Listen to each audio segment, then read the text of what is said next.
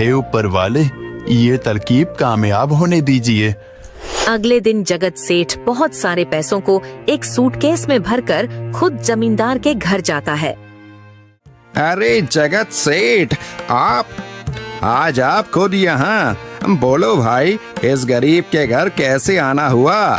हमारा तो ये सौभाग्य है कि आप जैसे धनी आदमी के चरण हमारे घर में लगे हैं। नमस्ते जमींदार जी।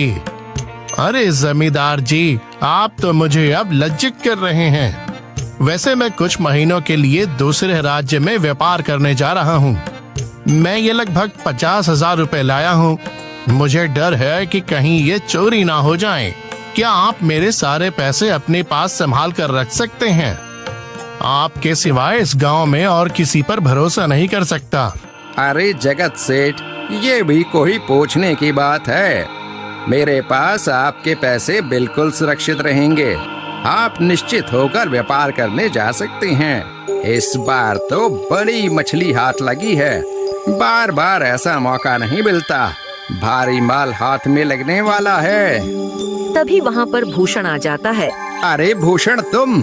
अच्छा हुआ तुम आ गए। मैं तुम्हारे पास ही आने वाला था। मुझे माफ करना, उस दिन तुम्हें पहचान नहीं पाया। इतने सारे लोग मेरे पास आते हैं तो जरा परेशानी होती है, पर मैं अपनी बातों का बड़ा पक्का हूँ।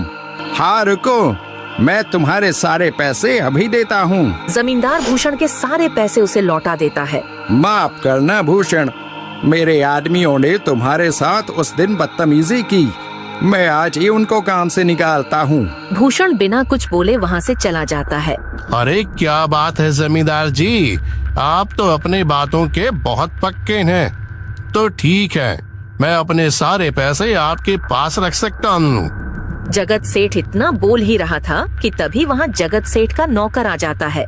मालिक, अब आपको बाहर के राज्य में जाने की कोई जरूरत नहीं है।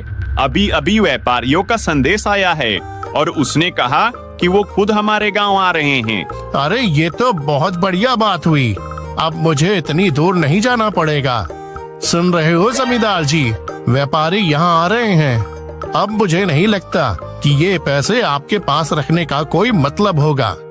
चलो, आपका बहुत बहुत धन्यवाद। आपने इतनी ईमानदारी दिखाई मुझे।